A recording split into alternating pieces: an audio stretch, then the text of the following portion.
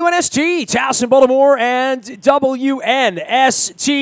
All of our coverage and all of our Be More Positive stories on Thursday brought to you by our friends at Howard Bank. A relentless commitment to being the best at everything they do, as well as our friends at Cole Roofing. And Billy Cole will be here to talk about all things on the backside of this draft. Reminder, the Baltimore Brigade at home. We're going to have Ron Jaworski here this week talking to us about the Philadelphia Soul. They're playing the Indoor Brigade on Friday night down at the Rofo Arena. Learn more about the Baltimore Brigade at BaltimoreBrigade.com, as well as the Monumental Sports app. I'm also going to be Thursday night down at the Modell Lyric with Jackson Brown. I'm getting old, and I turned 50 later this year, and the good news is everybody that came along the ride with me back in the early days, they're getting old too.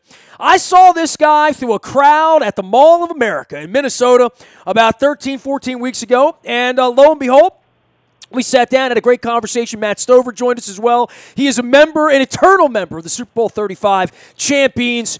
We welcome back the pride of Louisville, and we've had a lot of that going on around here lately, from Johnny Unitas to the most recent acquisition of Lamar Jackson. We welcome the great Chris Redman back onto the program from the home of the Run for the Roses this week. Man, I can't believe that you found time for me Derby week, Redman. I'm really, really honored. I mean, it's busy around here in Louisville this week, right? Nestor, it doesn't matter what time it is, what day it is. I'm going to find time to speak, hang out with my boy, Nasty Nestor. Oh, man. Here, now it's getting thick. I got another Louisville guy coming up here now, and, I reached you right away, and, the Johnny Unitas statue sits out in front of me. It really is kind of crazy, the Baltimore to Louisville thing. I mean, even Wes Unseld, another Louisville guy who played in Baltimore. Yeah. But this kid comes as a mystery to some degree, and I don't know that anyone who was a Ravens fan, for 4 months I sat here talking to all sorts of people. His name never came up, that they have belief in Joe in the building and the amount of money they're spending on him. But this was quite an acquisition for Ozzie, who also drafted you, as well as every other player that ever put on a Raven helmet. But to go and trade up, to trade the 2 next year for this guy. Look, man, you're there. I don't know anybody that knows more about Louisville football than you, and being in the, having sat in that seat and having come into this league where a lot was expected of you, despite where you were drafted as well. It's going to get heavy for this kid, and I think for the first couple of weeks, it's nice for the fans to dream that he's going to be 15-1 in the starting quarterback next year. But that's not the reality of this. But he is a talented kid, right, Chris? This kid, when he steps on the field, is going to be the fastest kid probably on the field, no matter where he plays at. He's got some spectacular speed and is very dynamic. So, regardless of, history, this guy can play some football. And people know, and I've made a comment earlier in the week when all this happened, they're getting a guy that's going to work hard as anybody on the field, anybody on the team. He is a very hard worker. He's kind of a quiet guy and kind of keeps himself a little bit. But he's a hard worker, old school football player. That's what I think he's going to do. I think it's a really good fit. I think Baltimore fans are going to love him because he's not a guy that is going to try to keep himself protected. He's going to dive he's going to do whatever it takes to get in that end zone or to get that extra yard. And that's his mentality. I don't think you can talk him out of it either. I think he's a guy that can make some plays. And so whether it works in that offense or not, who knows? But he's got some great upside, great potential. One of the reasons I love having a guy like you on is our relationship is good enough. You're going to give me the God's honest truth about all of this. I mean, you had the game, you came in, you had the job, you didn't have the job, you got injured, you were out of the game, you came back to Atlanta and, made yourself a second career, quite frankly, and got yourself back onto the field. Tell me that day that you walked into the facility, how much you had to grow just to stick around the league, even on the edges of the league and not being a starter. It is a monumental leap for anyone, and especially when he's not a traditional quarterback. I mean, there's going to be a curve here. I think it's going to be different for him, right? It always is. It's a big step. I mean, you're going to learn a whole new offense. He's been in the same offense, for his whole career here in Louisville, and so it's time to learn new terminology. It's time to learn more protections and learn, a lot of different things on defense that he's going to see, and he's going to have to, react a little bit quicker and make decisions a little bit quicker. So that being said, there's a learning curve no matter what.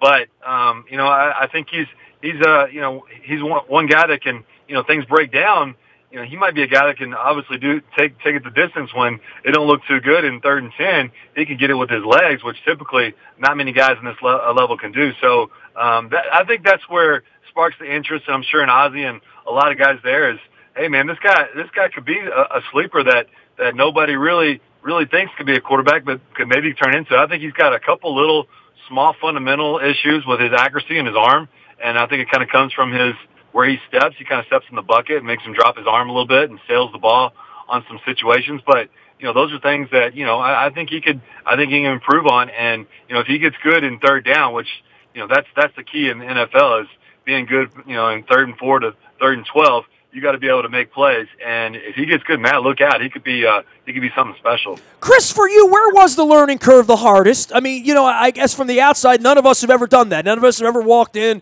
and carried a clipboard and then be expected to go do it later on. I think the hardest part probably is carrying a clipboard because all you did was play at Mayo, right? All you did was play at Louisville. Then you get there and you're not playing, even in our Super Bowl year, with Tony Banks as well as with Trent early on for you, and you told me some great stories for Purple Rain 1. I appreciate that, but you were in a different role then, and that's hard enough, and running scout team and doing all those kinds of things, but where was the curve for you? What allowed you to stay in the game 10 years later that you didn't have in your arsenal when you showed up that you would give as advice to a young guy? You know what? I think a lot for me was accuracy. I could throw the ball where I wanted to throw it, and I think, at the end of the day, that kind of got me through. But, I would say, do that, work hard, do the extra things that the coaches, they obviously will prepare you for practice, prepare you for the games. But, when you start preparing yourself and getting your teammates with you, the receivers, and you start having, and I didn't really learn this until I got to Atlanta, as far as, getting those receivers together on your own, not just because the coach tells you to get, but hey, let's go over 3rd down situations in the meeting room after our meetings, at 7:00 at night when most people are going home. When you start doing those things and you start being a leader, when you're not supposed to be in there or when people aren't watching you, when the eye's not in the sky, that's when you get better. And that's, if I was telling the young guys, like, listen, don't, just because the coach says that, hey, day's over with, that doesn't necessarily mean you need to go home. And it took me a little long. It probably took me a little longer than it needed to take that, hey, those special quarterbacks are the guys that are looking at other quarterbacks in the off season to see what they're doing to prepare better. And trust me, there's enough work and it wears you out during the day. But I think that extra self-motivation is the key to making a good quarterback great. Well, for a guy like you that's a legacy there and banging around town, everybody knows who you are, you still live in the community down there, and I definitely want to talk to you about those mouthpieces and get an update on that in a couple of minutes as well as the other stuff you're working on in Louisville during Derby week nonetheless. But this kid kept a pretty clean nose there, and more than that, came in very young, came in very green, clearly very private, only lets his family in, didn't have an agent. I mean, he's a unique cat even by Louisville standards, and you've been around there, and there aren't a whole lot of people that know him real well. He was not an entourage guy. What was the old line that Bill Parcells used to say about quarterbacks? And maybe you were the guy. You didn't want to be a movie star, Chris. You wanted to be a quarterback, right? And the guys that come in that want to be movie stars or rappers or whatever they want to be, the quarterback position's not built for that, right? Like, literally, as much as you had a wife and you have a family and all that, and football becomes every single thing in your life, not just when you're a defensive end or a safety or whatever it probably is, but as a quarterback, there's a whole different level of commitment that probably is different for every quarterback that comes from every Louisville or from every Oklahoma or Alabama for that matter, right? Yeah, no question. I mean, the NFL is a show-me world. You have to go out and prove, everything you do on the field. You have to prove, and you have to start over. I don't care who you are. Matt Ryan came into the huddle. He had to prove that he was that, and he did. And that's every quarterback, and Joe Flacco same way. You get drafted early, you get drafted late. You're pretty much coming in on an even playing ground. You get to go out there and ball out, and that's what great players do. And I think he's a guy that he wants to show everybody he has something. He always has something to prove. He has a little bit of an edge on his. A chip on his shoulders probably right now just because of people saying, oh, he might be a wide receiver, might be this or that.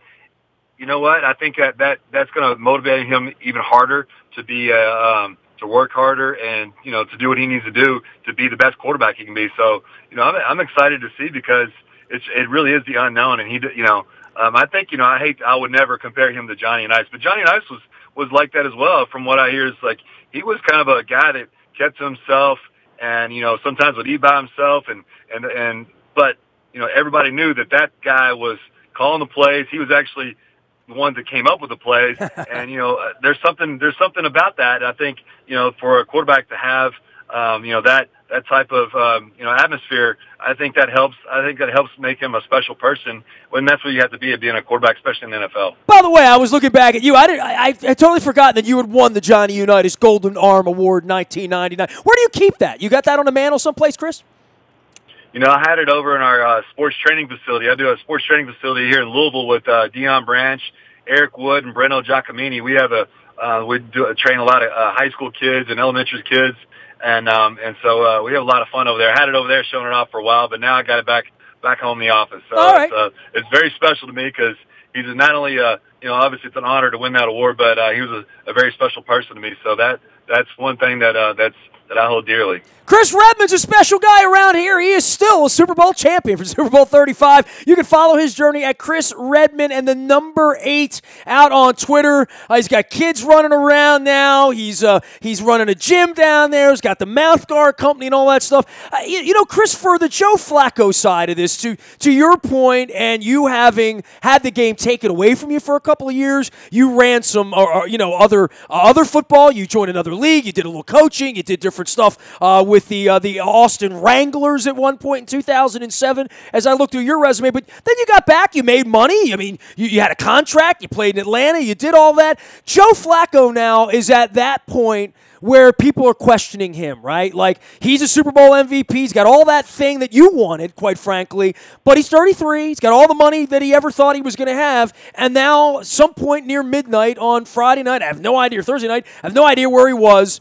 Maybe dad rang the phone. Maybe he was sitting there in the living room. Maybe the kids were asleep, and they drafted his replacement, right? Like, it's NFL. It's not for long. And now Joe has to go out and deal with that. Can you put any perspective on that from your time as the chosen one, then the backup guy, then the guy trying to get on the field? I mean, you had every single role there was, including being a guy who was considered for the Heisman and all those awards. You were a decorated big school guy. But for Joe to have to go back and do that at this point right now and compete with this noise, that probably brings out the best in Joe. A lot of people in the building say this is good for Joe. And when I had Billick on, of course, Billick said, yeah, Ness, we're going to bring in a co-host for you, and at Christmas you're going to be gone. Here, teach him up right. Get out of here, right? I mean, like, that's not normal in any work circumstance, but you dealt with that forever. I mean, there's always 2 or 3 quarterbacks in every room. There's always a 2 and there's always a 3, and you always have to professionally figure out how to make it work, right? Yeah, I wasn't a first rounder. Drafted in the 3rd round, you're always looking over your shoulder. There's no matter what's going on out there. You throw a couple picks or something, it's like, you're looking over your shoulders for sure. And so I never had the luxury of being able to, I'm not worried about that. I'm a gunslinger, this and that. I had to make sure that when I was throwing the ball, it was going to the right place. For, the average, length of a NFL player is 3 years. And, I was lucky enough and fortunate enough to play 9 years in the NFL. So I was, but my whole career was, but it helped me though. It pushed me, it made me better. And no matter what situation, like you said, I've been through from starter all the way to just barely hanging on. And I got lucky that our quarterback got in dogfighting trouble. But at the same time, it was the best experience of my life because it made me work absolutely the hardest I've ever worked. I was out of the NFL for 2 years, got back in the NFL, and I was the 8th person to ever do that at that point. And so I was, I really learned how to work and learned how to persevere through all the different situations. So I'm happy I went through that. It's something I can tell my son when he gets older about, and we'll have those conversations. But I think Joe right now I think he can look at this. This is the best thing that could have happened to him in this point of his career. And you never know. This might light him up, and he might have the best year of his career next year. And then this could be a very positive thing. And Lamar thing might be 4 years down the road. Who knows? Baffert going to win the Derby this week, Chris? You can never count him out. There's a lot of good horses this year. I'm excited for it. It's one of my favorite weeks of the year.